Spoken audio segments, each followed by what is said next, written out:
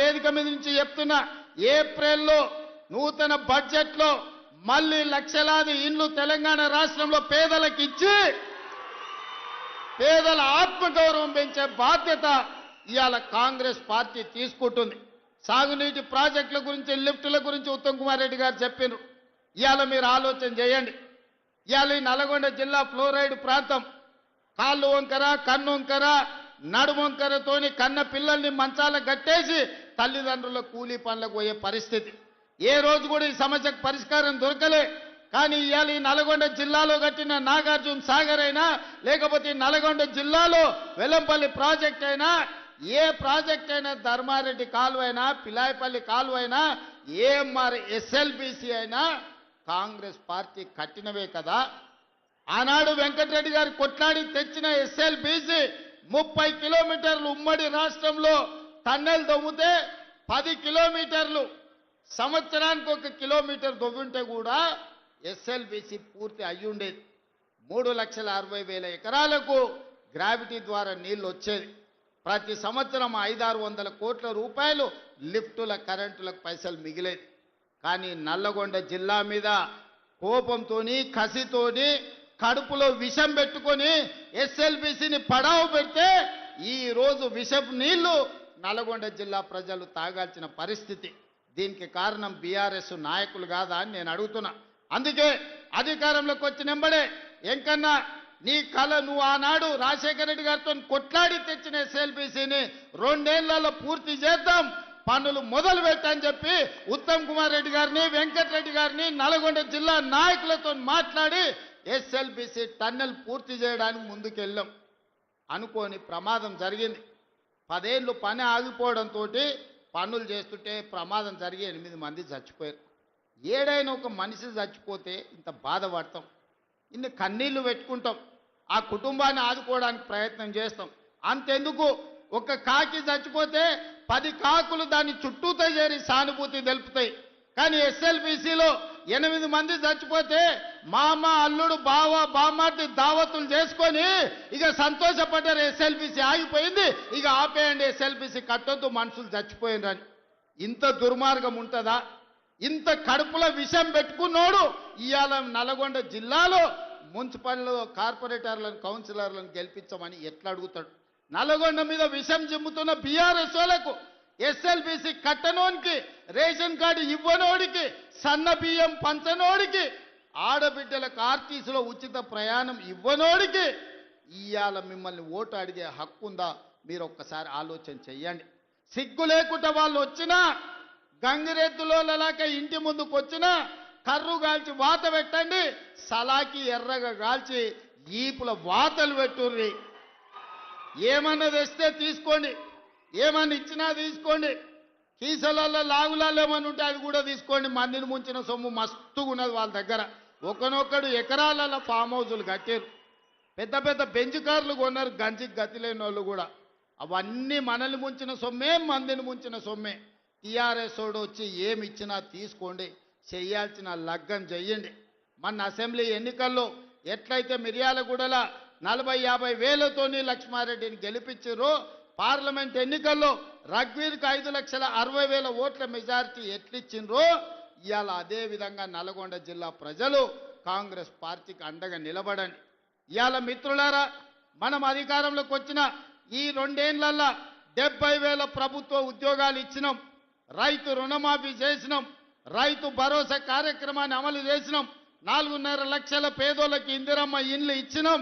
ఇవాళ ఆడబిడ్డలకు ఆర్టీసీలో బస్సే కాదు 1000 బస్సులు కొనిపించి, బస్సులో ఉచితమే కాదు 1000 బస్సులకు యజమానులను ఇవాళ ఆడబిడ్డల్ని చేసినాం. ఇవాళ స్వయం సహాయక సంఘాలకు పెట్రోల్ బంకులు నడుపుకోవడానికి ఇవాళ ప్రతి జిల్లాలో పెట్రోల్ బంకులు ఇచ్చి 27,000 కోట్ల రూపాయలు సున్నా వడ్డీకి ఇవాళ ఆడబిడ్డలకు నగదు బ్యాంకులతో ఇప్పించినాం. ఇవన్నీ కూడా ఎలా సాధ్యమైనాయి అంటే ఇందిరమ్మ రాజ్యంలో పేదల పరిపాలన వచ్చినందుకే సాధ్యమైంది. ఇవాళ అన్ని మనమే ఉన్నాం, సర్పంచులు మనోళ్ళే ఉండ్రు, ఎమ్మెల్యేలు మనోళ్ళే ఉండ్రు, ఎమ్మెల్సీలు మనోళ్ళే ఉండ్రు, మంత్రులు మనమే ఉన్నాం, ప్రభుత్వం మనమే ఉన్నది. మరి ఏనైనా మన కాలనీలలో ఎవడన్నా అప్పి తప్పి బీఆర్ఎస్ వాడు కౌన్సిలరు, కార్పొరేటరు అయితే ఇక వాడు మనకేమన్నా పని చేస్తాడా ఒకసారి ఆలోచన చేయండి. 10 ఏళ్ళు వాళ్ళే ఉన్నారు, 10 ఏళ్ళు పరిపాలన చేసిర్రు, మొత్తం తెలంగాణను దోసుకున్నారు, వేల కోట్ల రూపాయలు సంపాదించుకున్నారు. ఆస్తులు సంపాదించుకుంటే పర్వాలేదు, 7 అంతస్తుల మేడలు కట్టుకుంటే పర్వాలేదు, కానీ పెళ్ళా మొగుడు ఫోన్లలో మాట్లాడుకుంటే కూడా ఫోన్లు విన్నారా? ఇంత సిగ్గు తప్పినోడు ఎవడన్నా ఉంటాడా? వాళ్ళ బతుకు చెడ. పెళ్ళ మొగుడు మాట్లాడుకుంటే కూడా జోలి ఇంట ఆడా ఎవడన్నా? జడ్జిలను వదలలే, జర్నలిస్టులను వదలలే, ప్రతిపక్ష నాయకులను వదలలే, పెళ్ళ మొగుడు జోలి వదలలే, సినిమా తారాలు మాట్లాడుకుంటుంటే వాళ్ళను కూడా వదలలే. ఎవడు ఏది మాట్లాడుకున్నా వాని ఫోన్లలో ఏం మాట్లాడుకుంటుండో వీడికి ఎందుకయా? ఈడేమన్నా మనిషేనా? అసలు మానవ జన్మ ఎత్తడానికి అర్హత ఉందా?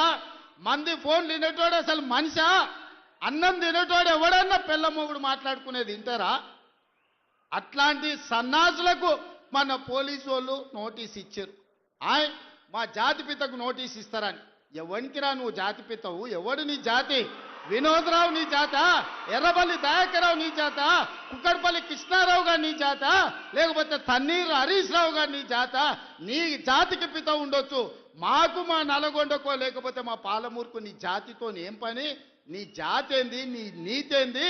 నీలాంటోడు జాతి పితయి పెళ్ళ మొగుడు జోలి పెట్టుకుంటే కూడా ఫోన్ లేని సన్నాసి నువ్వు జాతి పితవంటే ఎవడన్నా ఉంటే ఆత్మహత్య చేసుకుంటాడు, బాయిలో దుంకి చచ్చిపోతారు. సిగ్గుతోని తల వంచుకోవాలి. ఇట్లాంటి ఘోరమైన క్రూరమైన నేరాలు చేస్తే పోలీసు వాళ్ళు పట్టుకొచ్చినట్టు వానికి ముఖానికి ముసుగు తొడిగి కండ్ల కాడికి ఇట్లా పొక్కలు పెట్టి పట్టుకొస్తారు. ఆయన ముఖం మందికి చూపియొద్దాడు. మన పోలీసు వాళ్ళు పిలిచినప్పుడు హరీష్ రావును కేటీఆర్ని అందరినీ ముఖానికి ముసుగు తొడిగి పట్టుకొచ్చేది ఉండే, లేకపోతే ముఖానికి మసి ఊసి పట్టుకొచ్చి పోలీసుల ముందర పెట్టేది ఉండే. పోలీసు వాళ్ళు మంచోళ్ళు కాబట్టి ఏమనలేదు. మా జాతిపితకు నోటీస్ ఇస్తావా? మా జాతిపితకు నోటీస్ ఇస్తే తెలంగాణ సమాజానికి అందించినట్టే అంటాడు. అట్లనే అనుకుందాం. ఒకవేళ మీకు నోటీస్ ఇస్తే తెలంగాణ సమాజానికి ఇచ్చినట్టే అంటున్నావు కదా, మరి నీ జన్వాడలో ఉన్న ఫామ్ హౌస్ మా తెలంగాణ ప్రజలదా? నీకు నోటీస్ ఇస్తే మరి తెలంగాణ అందరికి ఇచ్చినట్టయితే నీకున్న ఎర్రవల్లి ఫామ్ హౌస్ తెలంగాణ సమాజం అందరికి ఇస్తావా? జన్వాడలో నీకున్న ఫామ్ హౌస్ అందరికి ఇస్తావా? మొయినాబాద్లో హరీష్ రావుకున్న ఫామ్ హౌస్లో అందరినీ రాణిస్తావా? మీ టీవీలు మీ పేపర్లు మాకు ఇస్తావా? వేల కోట్ల రూపాయలు తెలంగాణను కొల్లగొట్టిన దాంట్లో తెలంగాణ నిరుద్యోగులకేమని ఇస్తావా? ఎమ్మెల్యేలు, ఎమ్మెల్సీలు, రాజ్యసభలు, లోక్సభలు, మంత్రులు, ముఖ్యమంత్రి అన్ని మీరే తీసుకున్నావు. తెలంగాణ సమాజానికి ఇచ్చినవా? ఒక్క శ్రీకాంతాచారి తెలంగాణ కోసం ప్రాణత్యాగం చేస్తే శంకరమ్మ ఎక్కడుందో కూడా తెలియదు వాళ్ళ తల్లికి. కనీసం మొట్టమొదట తెలంగాణ కోసం ప్రాణత్యాగం చేసుకున్న శ్రీకాంతాచారి తల్లి కూడా చిన్న బాధ్యత ఇవ్వకపోతివే. జాతిపిత అంటే ఎవరయ్యా అంటే తెలంగాణ కోసం సర్వం త్యాగం చేసిన ప్రొఫెసర్ జయశంకర్ జాతిపిత అవుతాడు.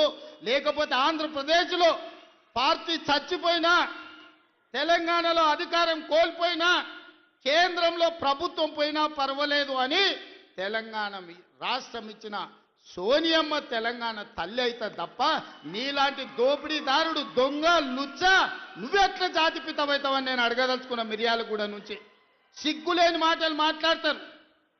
ఇవాళ చేసిన తప్పులకు తల వంచుకొని ముక్కు నేలకు రాయాలి. తెలంగాణ సమాజం ముందల తెలంగాణ సమాజాన్ని క్షమాపణ అడగాలి తప్ప ఇవాళ ఇంకా